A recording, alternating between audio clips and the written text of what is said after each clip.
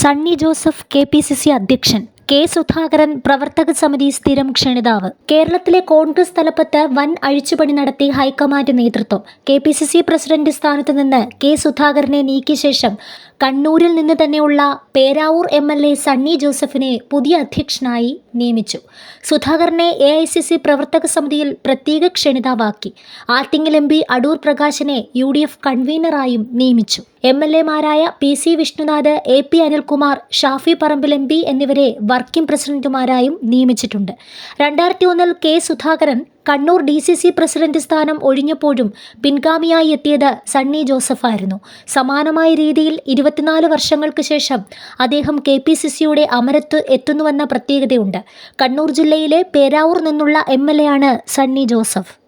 2011 കന്നി അംഗത്തിൽ CPMന്റെ KK ശൈലജയെ sitting സീറ്റിൽ പരാജയപ്പെടുത്തിയാണ് സണ്ണി ജോസഫ് നിയമസഭയിലേക്ക് എത്തിയത്. 2016-21 നിയമസഭാ തെരഞ്ഞെടുപ്പുകളിലും ശക്തമായ മത്സരത്തെ അതിജീവിച്ച് ഹാട്രിക് വിജയം പൂർത്തിയാക്കാനും അദ്ദേഹത്തിന് കഴിഞ്ഞിരുന്നു. നിലവിലെ UDF കൺവീനർ MM ഹസനെയും വർക്കിംഗ് പ്രസിഡന്റുമാരായ കൊടിക്കുന്നിൽ സുരേഷ്, TN പ്രതാപൻ, T സിദ്ദിഖ് എന്നിവരെ പദവിയിൽ നിന്ന് ഒഴിവാക്കി. പുതിയ വർക്കിംഗ് പ്രസിഡന്റായി നിയമിതനായ PC വിഷ്ണുനാഥിനെ AICC സെക്രട്ടറി പദവിയിൽ നിന്നും നീക്കി. ഡോക്ടർ അഖിലേഷ് പ്രസാദ് സിംഗും പ്രവർത്തക സമിതിയിലെ സ്ഥിരം ക്ഷണിതാവായിരിക്കുമെന്ന് AICC general secretary KC Venugopal വാർത്താക്കുറിപ്പിൽ അറിയിച്ചു.